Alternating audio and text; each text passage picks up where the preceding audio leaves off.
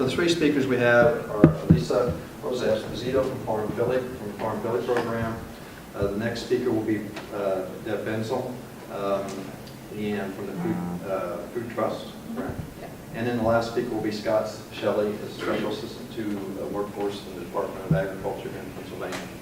And we'll let them explain a little bit about their background so that I don't have to as they go through. So Lisa? Sure. Hello, nice to be with you all today.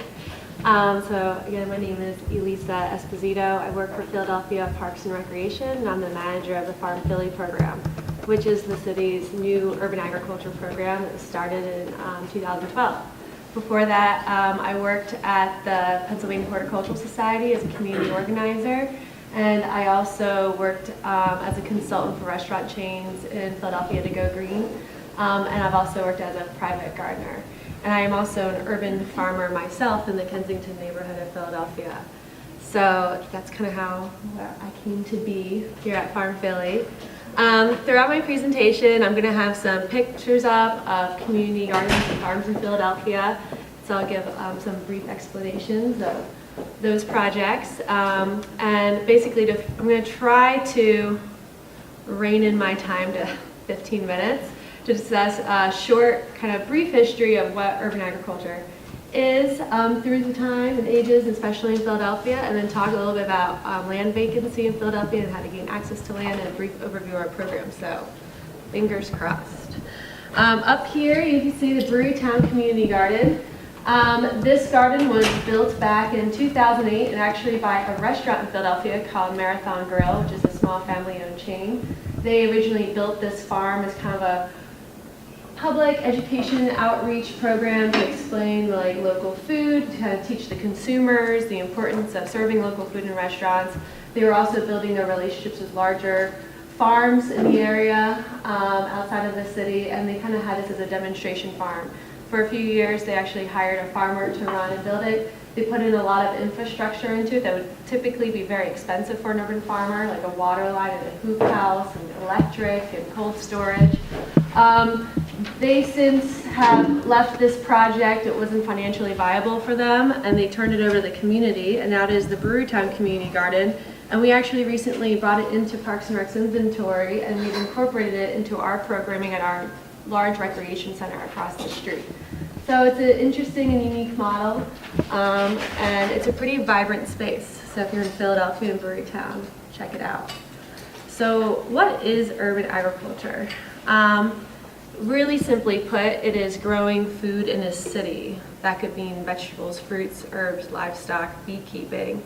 But urban agriculture is often like an umbrella term that encompasses many forms of growing food. I like to make the distinction between urban farms and urban gardens. The way I interpret it is that urban farm is growing food to feed a community, whether that's through sale or through donation. The mission of that is a group or individual, their mission is to grow food for a community. While a community garden might be an individual or a family that's growing in a smaller plot for themselves and their families. And so I think that's really where you make the connection. But in my mind, urban gardens, urban farms, they all fall under urban agriculture. So you don't need to be a corporation to be an urban farm or have a large tract of land. An individual, a couple friends, a nonprofit, a neighborhood group can start and run an urban farm. There is no one correct sales outlet for an urban farm. Food can be sold to restaurants, farmers markets, given to a local soup kitchen or church, but food is raised primarily to be moved from grower to user. This movement of food going from grower to user is how urban ag also relates to the larger food system and what is its place in that larger food system. So people have now begun to understand how far food travels, and they've realized that they have now a voice in like the food that they consume and where they buy it. So urban agriculture has a rightful place in the larger food system because it connects people to the grower. And also many urban farms, especially in Philadelphia, they are hosting larger markets where they're bringing in food from local producers from outside the city. So you also have that connection at a farmer's market to a local grower. So urban agriculture has a means to increase access to locally grown food, a ways of reintroducing the public to many aspects of the food we have lost as a culture. How food grows, what grows regionally, seasonally are all important lessons to make a better informed urban consumer. So in many ways, urban agriculture can be the front line of a food system. So this is a picture of Bartram's Gardens. Bartram's Gardens was originally created by John Bartram back in the 1700s. It was like one of the largest inventories of native plants. It is now run by the John Bartram's Association in conjunction with Philadelphia Parks and Recreation. And it's a really interesting mix where you get to see all the different hands that are at play here. This is a large orchard. They also have a teen-run farm through the Urban Nutrition Initiative, which is a local nonprofit run through Penn. And we also have the Pennsylvania Horticultural Society Green Resource Center, which is growing houses where they grow food to then distribute back to urban growers so they can then have starts and seedlings to really get their farms going. So you see there's also a community garden here. So there's like a mishmash of a lot of different forces in Philadelphia that are working to improve the local food system. So the difference between urban ag and industrial agriculture, or rural agriculture, I think primarily it just breaks down to size. There are approximately 2.1 million farms in the United States, and the average size of a farm is 418 acres, while a large farm in Philadelphia is about 5 acres. A small urban farm in Philadelphia could be as small as 4,000 square feet or even less. So the mission of urban farms is often not financially driven, though some have made the case for it. And we can go into that more detail if you have questions about it in Q&A. But many are built exclusively for education, training, re-entry programs, to improve food access in a specific community or to continue cultural culinary traditions. And others are built for food justice reasons, which is a means of improving access to fresh food in economically disadvantaged communities. So while larger rural farms have a need to have more acreage in order to be financially viable, urban agriculture takes many different forms, and there's usually many interconnected missions that are going on at any one site. So, short history, which I'm going to try to really breeze through. Many feel that urban agriculture tends to be this fancy new term, and I think it's just a new term for something that's been going on in cities for a very long time. Some would argue from the beginning of cities themselves, that the cities were originally built around the concept of a farm. That was about 10,000 years ago, but then it kind of went from the idea of, as cities grew, there was this rural and urban divide, which you can see down there, and then as far as much as the many cities were they were hubs of agriculture in terms of livestock in Chicago, the dairy industry in New York City, and many times now the USDA does not allow for these operations to be happening in cities, but they have been integrated in the history of the cities themselves. So urban gardening became really prevalent overseas with allotment gardens in Europe, which corresponded with the Industrial Revolution. There was more of a need to grow more food to support a larger society. In World War II, we have our Victory Gardens, which was kind of bringing urban ag back to the U.S. We needed to grow food to support the war. During the Victory Gardens, there were 20 million Victory Gardens planted across the United States, with 40% of the country's vegetables being grown at home. Once the war was over, many of these gardens were not kept up, and the trend fell away, but it was revived once again in the 1970s. So in Philadelphia specifically, we were once known as the workshop of the world. They were said that 1 in 5 people, any item of clothing on their body at any given time was actually created in Philadelphia. So that industrial sector went downhill. Slowly there was flight to the suburbs, there was a decline in these cities, and we had large amounts of vacancy, which we still deal with today. In the 1970s, it became a movement in these neighborhoods to take back this land. It became a political movement in many neighborhoods, and many times it's often just a means to an end. They needed to clean up their neighborhoods, make them safe, show ownership over these larger areas. So urban food production today, well, it takes many different forms. Hub of innovation many times. You see green roofs. We have this is actually the small pocket farm I was referring to before. This is in Southwest Philadelphia. It's Farm 51. That is only 4,200 square feet. We have our larger community gardens. And we also have a variety of food grown. We have livestock, we have bees, we have chickens, we have orchards. So the importance thinking here is that today it's not so much that urban ag is a new concept, it's actually just an old concept that is being revived to meet a new need that is being addressed in society. It could be around food security, it could be around retaining cultural traditions. It's actually the garden lists cities like Los Angeles and Las Vegas and Phoenix, where those are more the experiments, where they are bringing all their food in. They're not creating the food within the city themselves. So down to the Farm Affiliate Program, we have a new urban agriculture program for Philadelphia Department of Parks and Recreation. Broadly, we seek to support urban food production in Philadelphia. We do this a number of different ways. On our own land, on parkland, we host our Junior Farmers Program, which is a youth urban agriculture program where we build youth gardens. Right now we have 30 recreation centers that we have youth gardens. We have 156 centers we hope to expand to.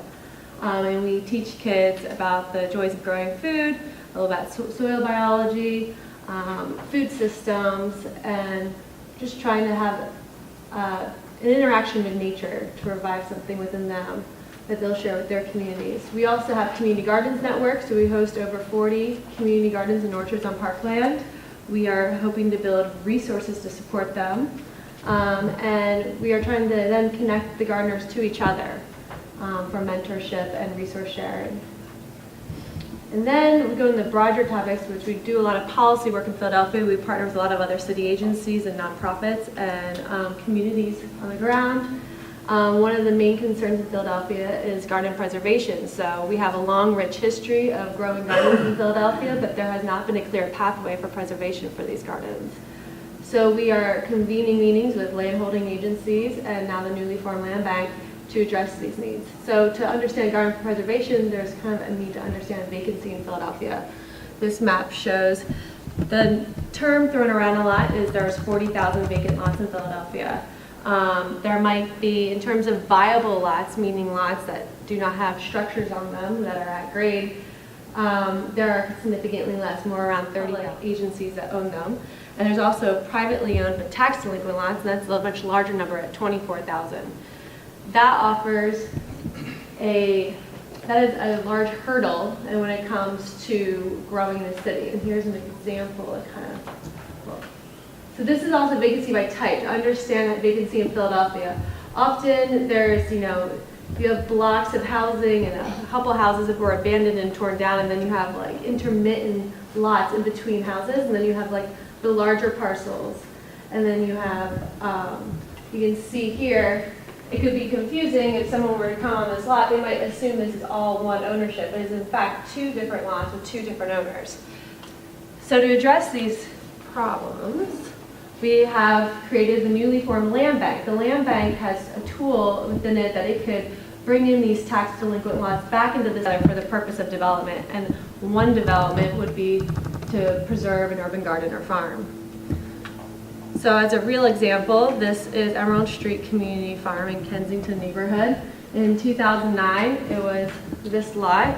It was overgrown with weeds, broken down bus, and many mattresses in this area of the city. There's a long history of drug use and prostitution. And so the neighbors came together and just wanted to clean up this lot. So they went in and started cleaning up, and they actually unearthed a couple of garden beds. So it had been a community garden at some point.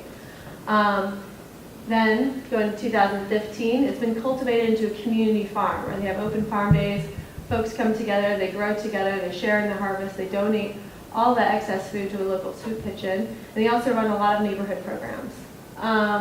So when you would look at this lot, you might look, okay, there's one large lot. This is actually, in fact, 5 different parcels with 5 different owners, so it makes it really complicated. So that's why there necessitates the need for this land bank to be able to consolidate all these properties into one and then move them into a place like the Neighborhood Gardens Trust, which is our local land trust that holds land for gardens. Philadelphia Parks and Recreation has also been aiding the preservation efforts in which we have taken some gardens and farms in Philadelphia into our holdings. We cannot take in, we don't have the means or the budget to be able to maintain all the gardens and farms of Philadelphia. That's why we really truly need this partner of a local land trust. So these are kind of breaking down to the numbers, the over 32,000 vacant parcels, but we also have a very large quantity of gardens and farms, 532 gardens and farms, 67 school gardens, which I'm sure Deb will talk more about. And this really goes, when you really begin to understand these numbers, you understand that there are a lot of different people who have been putting a lot of time and effort into creating and maintaining these gardens and farms. It's not just the individuals on the ground, there's a lot of larger organizations doing this work as well. And this is a brief overview of kind of like the roadmap of kind of like how we got to where we are today. I'm kind of jump starting it at 2008. There was the creation of the Mayor's Office of Sustainability underneath our current Mayor Nutter. The Office of Sustainability put out their GreenWorks plan for Philadelphia, in which there are multiple targets, underneath Target 10, in which address the local food system and the need to support and grow urban agriculture in Philadelphia. In 2011, there was the creation of the Food Policy Advisory Council, which also has a vacant land subcommittee. They offer recommendations to the city on how to support urban growers. A few of the things that they've done is they created an application system for the land bank to review and hopefully will implement as a way to help growers gain access to land in the city. And they've also come up with soil safety recommendations because there's concerns about growing in contaminated soils.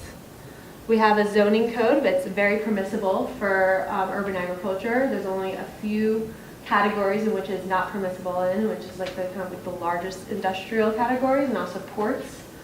In 2012, there's creation of Philadelphia Parks and Recreation's Farm Philly program, which does a lot of, we do all sorts of different work to try to support moving this work forward. PhillyLandWorks.org is was one step in the direction of trying to work towards this consolidation. So when you think about landholding agencies in Philadelphia, their mission isn't to support urban agriculture. Most of the time it's financially driven. They want to sell the land to then make money and bring money back into the city. And historically, they think about more in traditional terms of development, housing, commercial, and so on. So there actually has been a little bit of a change in thinking that urban agriculture is a development solution and it is a goal. And so when Philly Landworks went live, basically what it allowed the consumer to do as a user, you could go onto this website, you could submit an expression of interest for a parcel that you're interested in, and you're directly connected to the agency themselves. So with now the creation of the land bank, you have folks in the land bank that will be solely focused on urban gardens and farms. And so they will field a lot of these DOIs, they will be sending out these applications, and then they'll have a means to like communicating and having higher transparency in government practices to gain people access to land. Because currently most urban gardens and farms in Philadelphia do not have legal access to land. If anyone would like to review the Land Bank Strategic Plan, is a very progressive document and is on their website. And so we're hoping that'll be moving forward. So this is actually one of our gardens, and this is on Parks and Recreation land. This is the Growing Home Garden. This was started by the Nationality Service Center. This is a refugee garden, mostly from Bhutan and Nepal. This serves over 400 refugee families in a very small space. We've noticed that the refugee communities have now, in this area of South Philadelphia, have begun to buy up all the houses in this neighborhood because everyone wants to live near this garden. This is an interesting story and kind of the power of growing food. Many of these refugees were farmers in their own land. They come over here. Now they had like maybe 30 acres in their homeland. They come to Philadelphia, they're given a 4x8 box. But just having a connection and a place to grow food and share in their community and culture, there's usually very high rates of suicide within refugee communities. For every family that's involved in the garden, there hasn't been one suicide.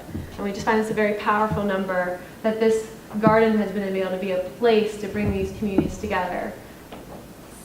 So, I think we went a couple minutes over. So that's just my presentation for today. If there's anything in particular you'd like to talk about, that you'd like more information on, we can discuss that in the Q&A. I'll hand it over to Deb.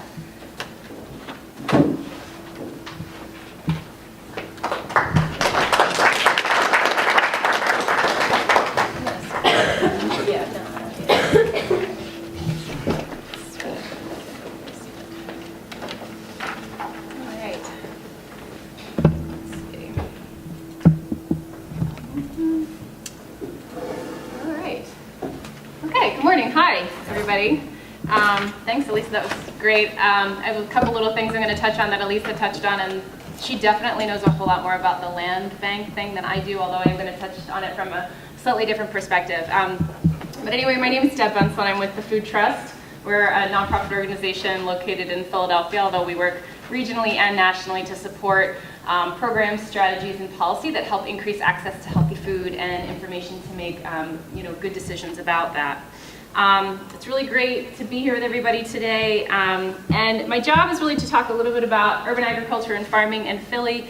And because the Food Trust is more of a public health agency, I'm going to be sort of coming at things from that perspective and just sharing a little bit about how we've gotten involved to help support urban farms in Philadelphia and policy that helps lift up the entire food system.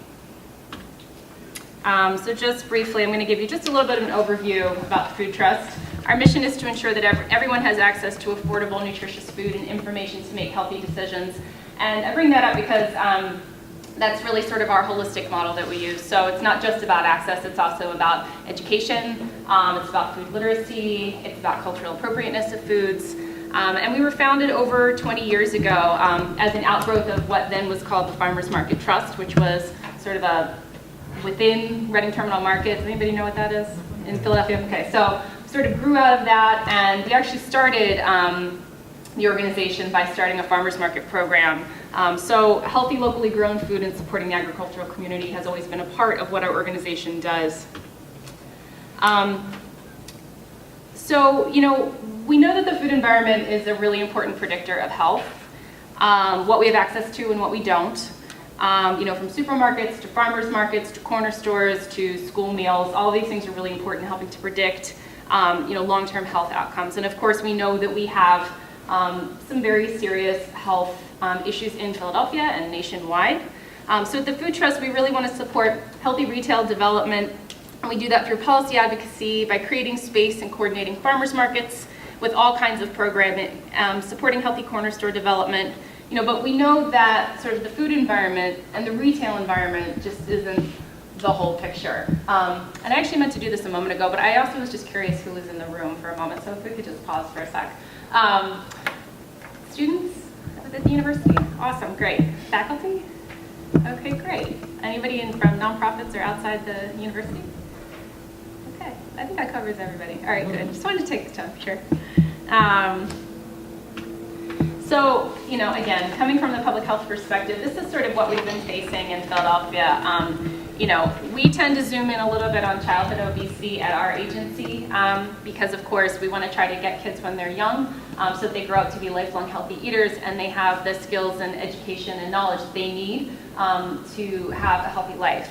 So why do we care about this? We all understand the health impacts and the economic impacts of kids growing up and the burden of disease that is going to, impact everything from their learning to our health insurance costs and everything like that. But I brought this up because, you can see here, and if you know the city of Philadelphia, you can sort of see where downtown is. It's like that pretty little 14.1%. And then you sort of go up north into the city, and the higher rates of obesity and those diet-related diseases is really, of course, concentrated in low-income communities with low access to healthy foods. So these are some of the targeted areas with which we work.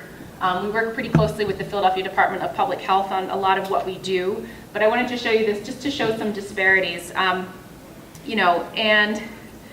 just to give you an idea of what, where we have target areas. So while we work across the city in schools and in all kinds of ways, we definitely try to, make sure we're working with our highest risk neighborhoods. And I know that Elisa has some really great maps of where community gardens are located too, and I'm sure that there's some interesting sort of overlay here. I did want to mention though that it's not sort of all gloom and doom. Thanks to a really strong effort from the Department of Public Health in the city, we are starting to see some decline in rates of obesity in school children. It's taken a long time, and this is a very text-heavy slide with a lot of information, but what is most important to know is that there's been an overall obesity rate decline, and I don't know if you folks have been paying attention to a whole series of articles that have been in the New York Times lately, but Philadelphia has really been held up as a city that is making real gains. And it's because of our sort of comprehensive approach to addressing issues of access, safe places to play, tobacco reduction, and all kinds of different initiatives designed to create healthier communities. So we're one of the few major cities who's actually seeing declines in overweight and obesity, and we're excited about that. And we know that access to open space and green space and food education is an important piece of the equation. Okay, so I keep talking about a comprehensive approach, and that's our programs combine increasing access to healthy foods by doing things like advocating and working with on-the-ground partners, whether it's community development investment organizations or with local governments or others, to do things like build healthy retail in a low-access area. Or in my situation, I am our farm to school and local food systems lead at the agency, so I do a lot of work with schools around farm to school, which I'll talk about in a minute. So, creating ways in which kids can, actually get access to healthy food that is locally grown in the cafeteria, but also opportunities for them to learn. We also have a small army of nutrition educators that work in the classroom, so we try to take a comprehensive approach. And I just wanted to mention this again because, we're not an urban agriculture organization per se, but we definitely see, we understand where that fits in, and we like to try to support that where we can. So just the next couple slides, I just want to sort of bring together how the work that we do overlaps with urban ag. And for me, the first place that comes to mind is around farm to school. So we serve as the Mid-Atlantic Regional Lead Agency for the National Farm to School Network, which means we have the joy and honor of getting to facilitate farm to school work in 6 states and Washington, D.C. And of course, we work very closely with our home district of the City of Philadelphia Public Schools. So, but there's really 3 core elements to farm to school, and that's education, be it nutrition education or ag education, procurement, so meaning how do we get healthy, locally and regionally grown foods into child nutrition programs, and typically we're talking about USDA child nutrition programs like the school meals program or the child and adult care food program. And school gardening. And these are really the 3 pillars. And so, when I was thinking about urban ag in this conference, I was like, I've seen so many amazing school gardens all over Philly, and it's so important for kids to have that place where they can get their hands in the dirt, learn about how food grows, learn a little bit about nutrition, and also learn how to prepare those foods. There's dozens of organizations and different groups doing amazing work with kids in gardens across the city. Our role in that, in some cases, we do get down in the dirt with the kids. We help support volunteer days. We have another program at the Food Trust called HYPE, which stands for Healthy You Positive Energy, and those folks really facilitate a lot of school garden work on the ground around the city. So between that and between the Parks and Rec initiative around bringing more gardening and, agriculture education and food production education to youth across the city, I think we're making some really strong gains. We don't actually know exactly how many school gardens are present across the city. I think you said 67. I think it's higher. There's no umbrella organization that is really coordinating that effort, and I think that's a really kind of important thing to understand. And the school district of Philadelphia doesn't have a citywide school garden coordinator of any kind. So folks like me are always just like, how do we figure this out? So we try doing things like mapping, and then I think in the coming year, we're going to do a proper school garden census, and I think what we're going to do is actually call every school in the district, which is 300 some schools, to try to get a handle on, do they have a garden? Do they want a garden? What is the purpose of the garden? So for some, it might be, they might use it more for science class, right? Others, they might be really focused on nutrition. Who are the outside facilitators that are helping to keep the garden up? Because oftentimes, you've got, one stakeholder in the school, whether it's the food service director or a science teacher or environmental studies teacher, and then you've maybe got an outside organization, a nonprofit like Philadelphia Orchard Project or Teens for Good or UNI, or there's some other organization that's helping to keep things going. They're the ones who are applying for grants to help provide additional infrastructure, staffing, whatever might be needed. So stay tuned. We really want to figure this out because we really want to tell the story of school gardening in Philadelphia because we have such a strong community gardening history in the city, and we really feel like this is critical. And it's also a matter of of social justice and food equity. to see where we need more gardens so we can help support them in, hypothetically, in every school, or at every school, or near every school. And the reason we love, this is actually at a Parks and Rec site, so sorry, this is not at a school, but we had some youth out.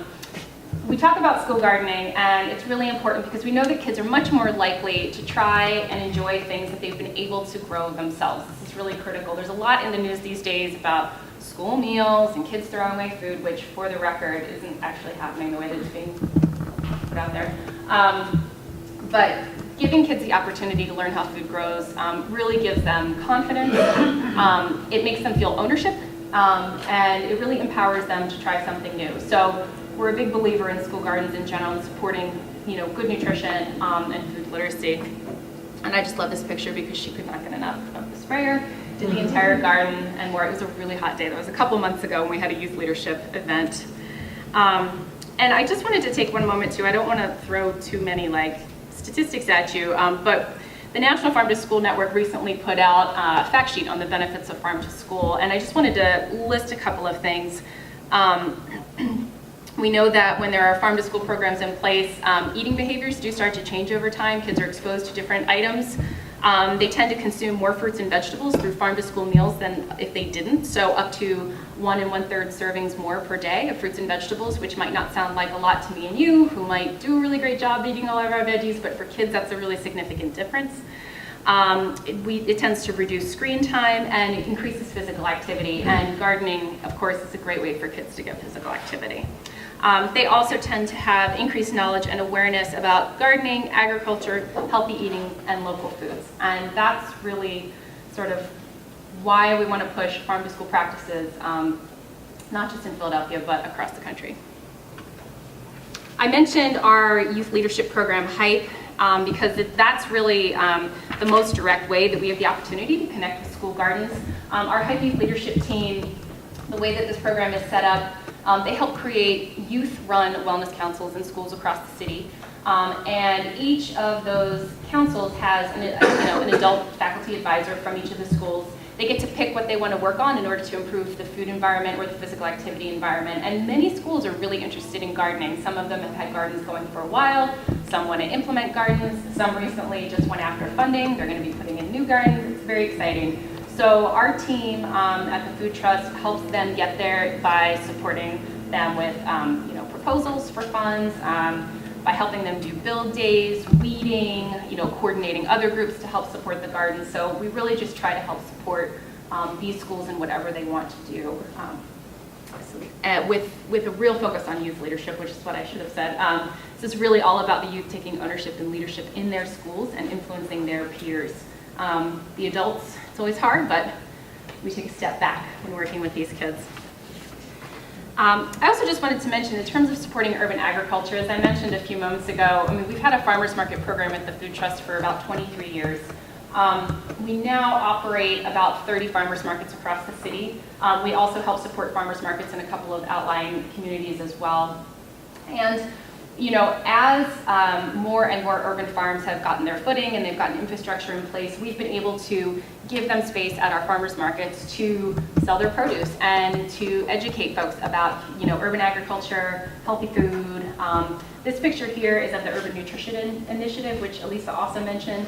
That's a program of the University of Pennsylvania. It's a youth entrepreneurship program, so kids are paid to grow the food, they come to market, they sell the food. Their tables are always the most fun, so if anybody ever wants to venture to Clark Park on a weekend, check out the youth-grown food. But we also help support Mill Creek Farm, which is in West Philadelphia, Weaver's Way Community Farm. I don't know if anybody's heard of Weaver's Way, but they've got a couple of great farms in the city. They also sell at several of our markets. So we do what we can to help support those folks. And that includes helping them think about how they might scale up to get to market in the first place. A lot of community farms start really, really small. Our farmers market team tries to do a really good job of helping them develop and get ready to go to market, because it's not always as easy as just bringing a few bunches of this or that. It's really a matter of being able to serve the market. And in the case of Uni, they're a great example of a program and a farming operation that has really scaled up a lot over the past 5 to 10 years. They work several markets. Their product is gorgeous. They do an amazing job, and it's really, really fun to support these folks. So that's sort of how we programmatically help support urban agriculture. And I wanted to mention too that another big piece of what the Food Trust does is that we do advocacy work. And I'm going to talk about the land bank in a second, which I'm going to tell you right now, I was not at the Food Trust during the time that all this was going on, so this is secondhand through my colleague who was actually presenting in the next room over, so too bad he couldn't talk about it, he was really involved. But we do advocacy work, and what that means is we spend time educating decision makers about what hunger and food insecurity looks like in our communities and what might be some good solutions or what is working elsewhere in the country.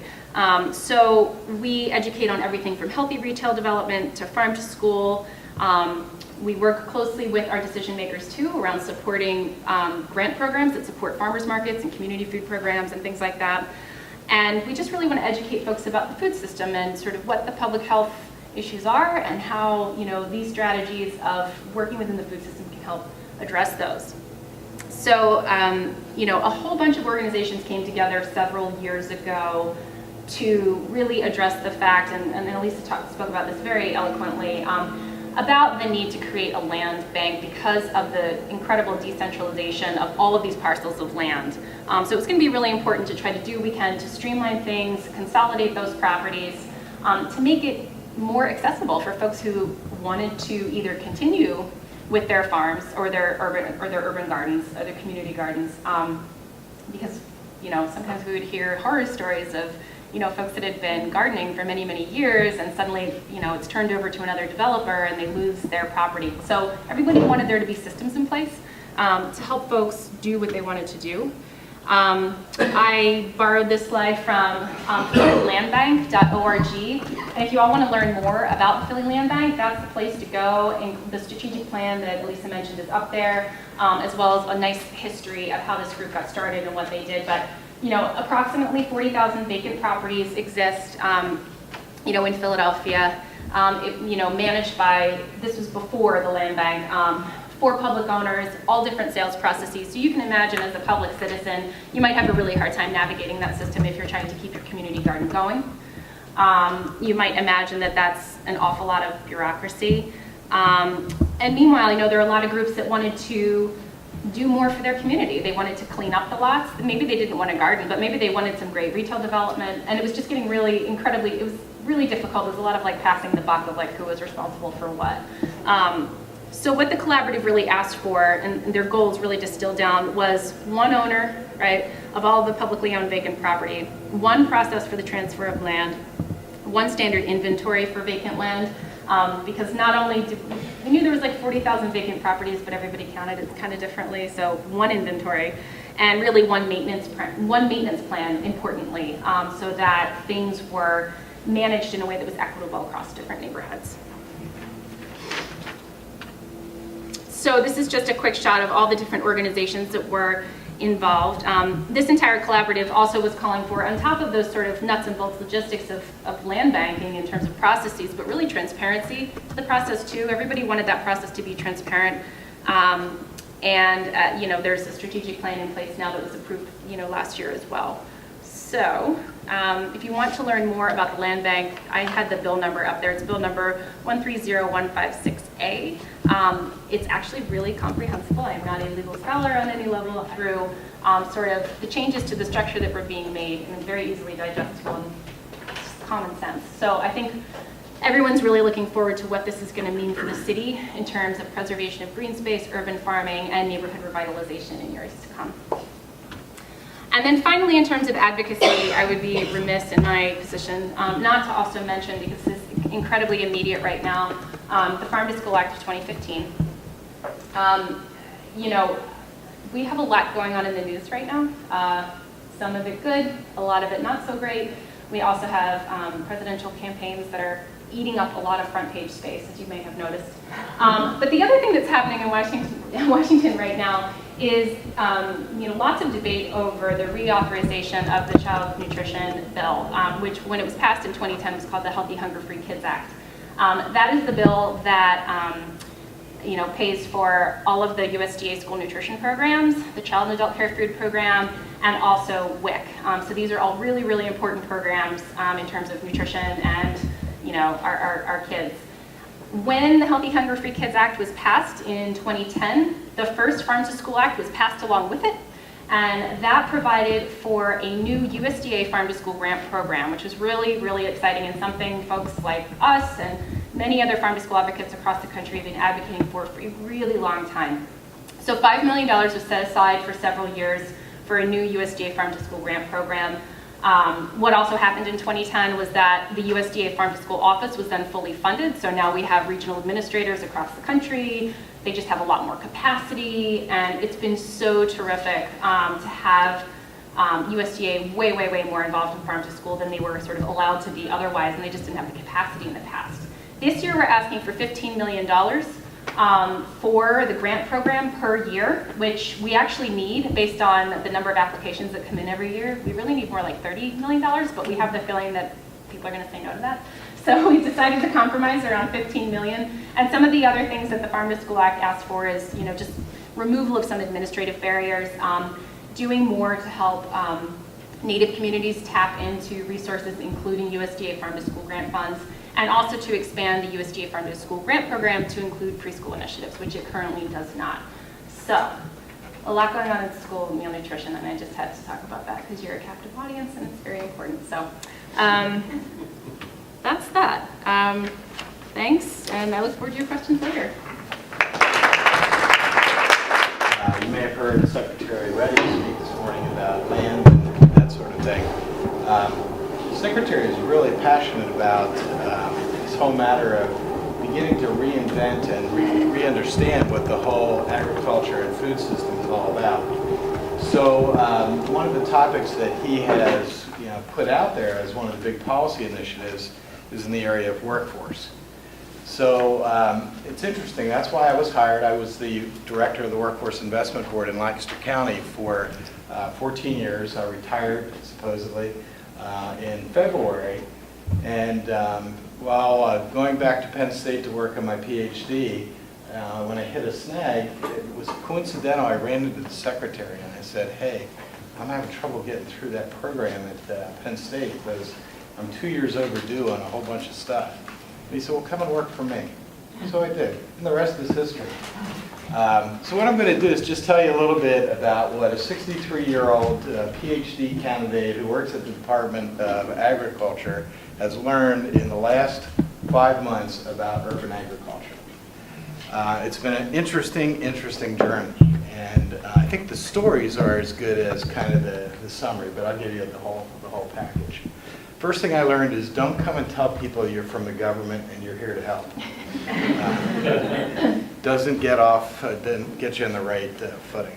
So what we've been doing is actually going out and talking to people about what are your issues. We've been running focus groups all over the state. Have done a couple in Pittsburgh, have done several here in Philadelphia, and I'll tell you a little bit more about that experience. But the experience that really sticks out in my mind over the last 5 months is that I went to a school that had a garden. And this school had been in it for 5 or 6 years, Hamilton Elementary in inner city Lancaster, Pennsylvania, where I live. And I went there basically because my wife runs a program in the city that helps schools continue their work through the summer. So they actually provide funding for that. And this school was going to have a garden party. So they actually have a modular building, and where they can cook the food. It's set up as a industrial kitchen, basically. But then they have a massive garden. And the deal was you were supposed to come, of course all the kids, grandparents and parents and friends and relatives all came too, to actually see the garden, hear what the kids had done that summer, and then to actually have a meal.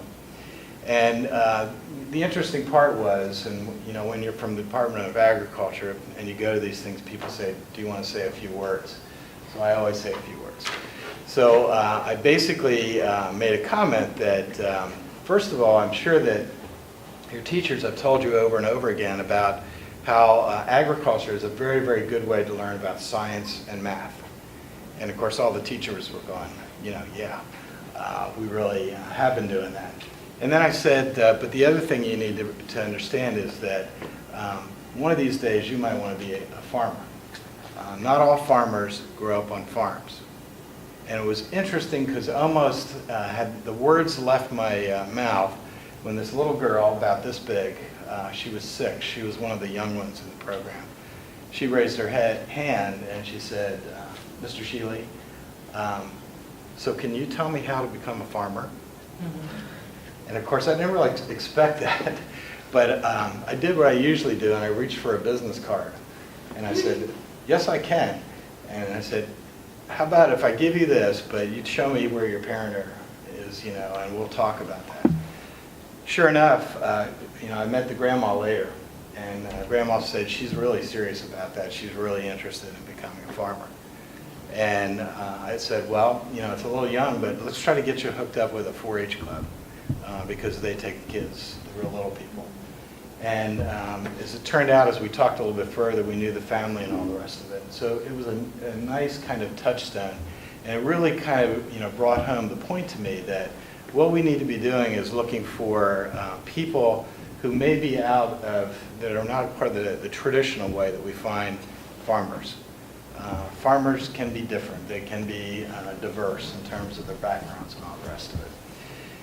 The other, I went out in the garden after that, and I was looking around, and a little bit older young man came up to me who was Latino, and he said, Mr. Shealy, I have a question also. If I become a farmer, will I lose my accent? And I thought, very interesting, in terms of this kid kind of feeling, this pressure, this kind of cultural thing, to maybe grow out of his culture in some way or another. And I said, look, buddy, if you become a farmer, you're going to be doing such a good thing for people that nobody's going to care. And by the way, your accent's not real bad anyhow, so don't worry about it. And that was it. He didn't want to go any further with it, how adults are like, you want to spend some time with that, but he said, thank you. And that was great. The other thing that came out of that day was the principal came up and said, do you have any idea what that ungodly looking bush is over there? And I said, I would have no idea. I'm a gardener, but I've never seen anything like that. So I took a sample. There was a fruit and a leaf, and I took a piece of stem and put it in a plastic bag. And I actually took it to the state botanist in Harrisburg. And she wrote back or emailed me back and said, you know what, I'm actually from Lancaster. I'm going to go and take a look at that plant. And it turns out that she and the principal went out to look at it. And they discovered, she actually knew what it was. It was some kind of a gourd, but it was an indigenous plant that had actually just kind of sprung up right there in their garden. So she provided the principal and the teachers with all kinds of information about that in terms of what it was. She also had a picture. Apparently out of the gourds you can make handicraft kind of stuff and everything too. So there was this loop that developed in terms of information that actually was able to flow back, from people who have subject matter expertise that actually flowed back into the school, the farm to school operation. That was a cool trip, and it's like 2 miles from my house. And, it's one that I think, if we would look at what's going on in these school gardens, you would find that probably repeated over and over again. Good learning for me, though, being new to the job. Also, I had a chance to visit Saul High School, which many of you know. And interesting and we invited people from the community, from the various organizations that we've been in contact with to talk about agriculture education. And in the midst of the conversation, it was interesting to hear one of the teachers from Saul basically saying, the big problem that we have is that we have a hard time hooking kids up with careers. We don't really know where to go with them. The businesses don't come to us. Shouldn't they come to us? And, so we had a long conversation about that and basically decided that we need to do some work there and trying to get this whole matter of when we're doing this kind of educational stuff, we have to hook it up in some way with a formal career. And I think that's been one of the themes that we've seen develop out of our conversation with the urban folks. We can do skill training, but we have to have a promise of a job somewhere down the line. And whether we do that by talking about transferable skills that can lead into other kind of jobs, or whether we actually find jobs in the agriculture and food system, we have to be better at that. And I think we get those kind of questions. I was also surprised to find at Saul, I ended up walking across the street and down the hill, and I visited the manure pile. And in talking to the two of the farmers there, basically what I discovered was this is the manure that came out of their animal program. But they had turned that from basically something that cost them $8,000 to $10,000 to haul the manure away, and started doing composting, and actually turned it into a profit center for the school. And they made about $15,000 to $20,000, and they were distributing it primarily to community gardens around Philadelphia. There's an entrepreneurial aspect to all of this as well, and I think that was a great thing that, again, I just walked into as, of course, in the matter of visiting a lot of people. I was also down at Bartram's Garden and had a great tour. And one of the most impressive people there was, again, one of the farmers, who's an African-American man, who was explaining to the group the effort they have to actually grow plants that would have come out of the African heritage, and was talking about the various kinds of sweet potatoes and greens and that sort of thing. And, making a point that we're doing this intentionally to help the kids here understand the relationship of their culture to food, and to recover some of that in terms of their understanding today. Fascinating to just hear that happen, and to see and know that that really is occurring day in and day out in that environment. And then, the other one that was a big surprise, I kept hearing about this guy at Cheney University, the professor, who is the expert on fish. And I thought, I'm just going to drop by and see him. So Stephen Hughes is very interesting. We're probably going to be doing a little tour where we're going to go to Cheney, we're going to come here, and we're going to see some of this. But Dr. Hughes is probably one of he knows more about fish than anybody I've ever bumped into. He has a lab where he's growing tilapia of all different sizes and all the rest of it. And, so I had a chance to see the lab. He talked about, kind of what he's doing with students. But he says, do you want to see the other operation? I thought, sure, what the heck? So they took me up onto the hill. I saw one of the biggest, I guess it's a hydroponics operation with aquaponic added onto it, greenhouse of basil that I have ever seen. It's massive. And, this is one of the other pieces. There's actually this interest in technical knowledge. How do we, farm in the urban area in an intensive way? And hydroponics, aquaponics, aeroponics offers opportunities when you can't use the soil to have other ways to do farming. So there's actually some of this technology piece that's driving things as well. So I've had a lot of other experience. I've done a lot of visiting, and fortunately the secretary leaves me out of the building every now and then, and I can go run around to do that.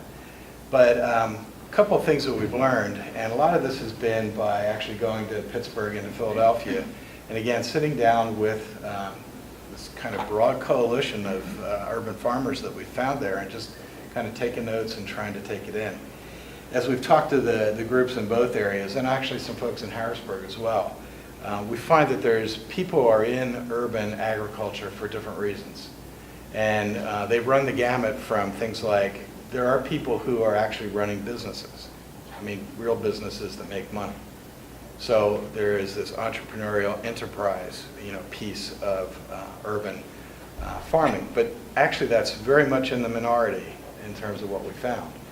There are a lot of people that are using urban agriculture programs for workforce development.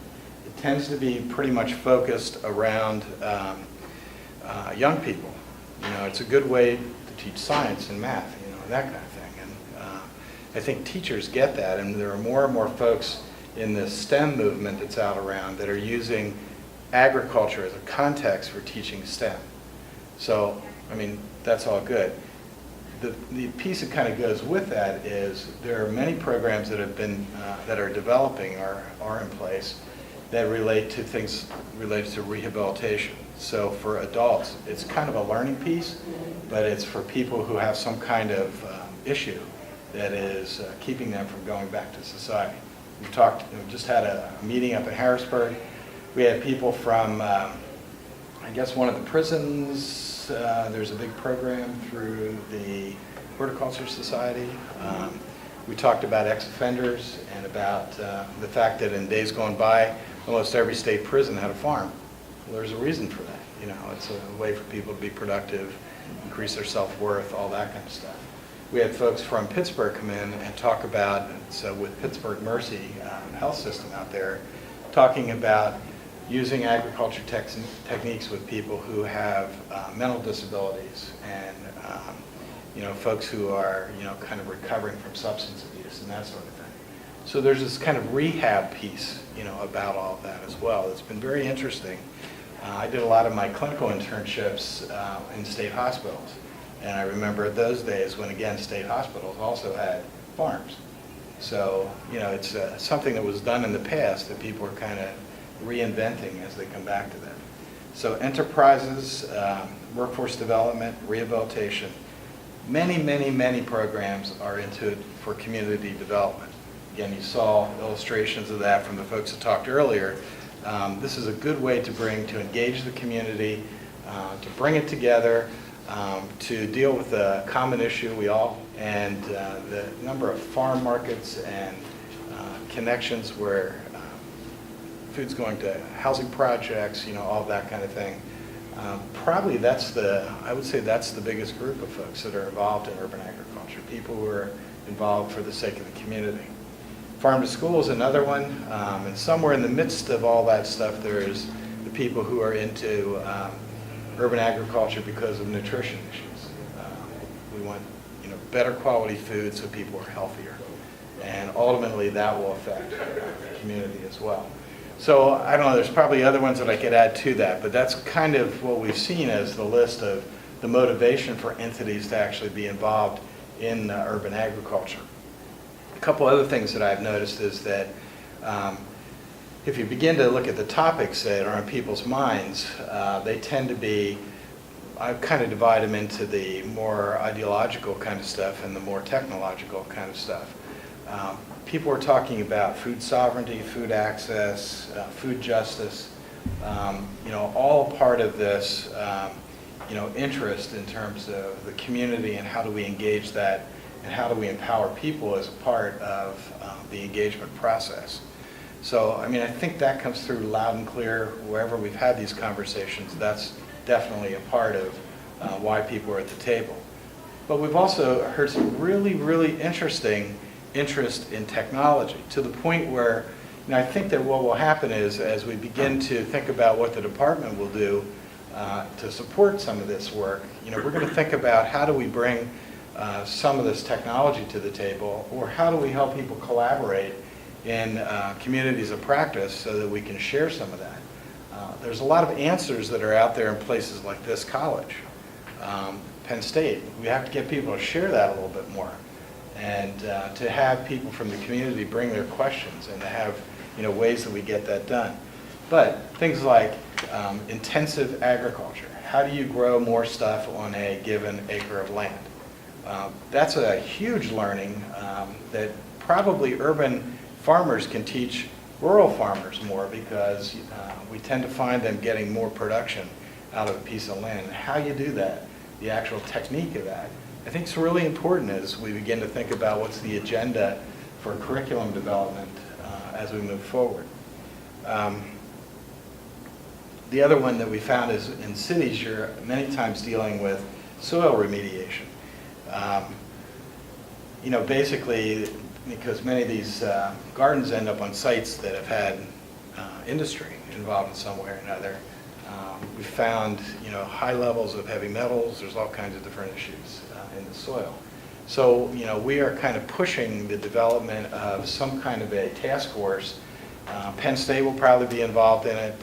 Out in Pittsburgh, the folks at Penn State are kind of leading a lot of the urban agriculture issues, but we expect that that will pop up as a big deal issue going forward. I mean, the other part of soil remediation is that you also have to deal with compost. Compost is the way that, really the way you change it is you change the concentration by adding compost. So who's doing compost at a level, where you could actually deal with the level that we need to actually remediate these soils. So compost production, may become a point as we go down the line. So I was really glad to see that at Saul. But who else is doing that? Who else is actually looking to bring that to a scale where we could actually think about that as a viable solution for the soil problems that we have in urban settings? Season extension, I think, is another thing that's on people's minds. It's like, how do we increase our growing season? And many people are experimenting with high tunnels, various other ways to do that. I was impressed with, I'm not sure who all does it, but I know it comes out of Bartram's Garden, the seedlings that are available throughout the year. I mean, it's one of my big hang-ups as a gardener myself. I can't find the stuff to plant when I want to plant it. I know broccoli grows into the fall, but where can you find broccoli in August? So, I mean, I think that kind of thing is, it's really important to find these niches that we can help one another in all of that. We kept season extension, I think, is going to become another one of those issues that will jump out as basically a technological piece that we need to come to grips with in some way or another. Again, high tunnels are one solution to that, but what else? What else can we do? I see in my area, a lot of Amish farmers are going with, I see a lot of plastic out in the fields. So that's another piece of that. But what else? I mean, where can the scientific community be helpful in some way or another as people, I was going to say on the ground, so to speak, are actually dealing with this? We kept hearing over and over about marketing and sales. How do we do that? How do we get to people? How do we use social media? How do we, develop those kind of, groups of people who are interested in our product? What about if we actually want to make a commercial venture out of this? Who do you go to? How do you do a business plan? How do you get all that going? So another one of the issues, there's a food marketing program not too far from here, down near the city. We're trying to get them engaged in that conversation. This whole hydroponic, aquaponic thing is just, it seems like it's exploding.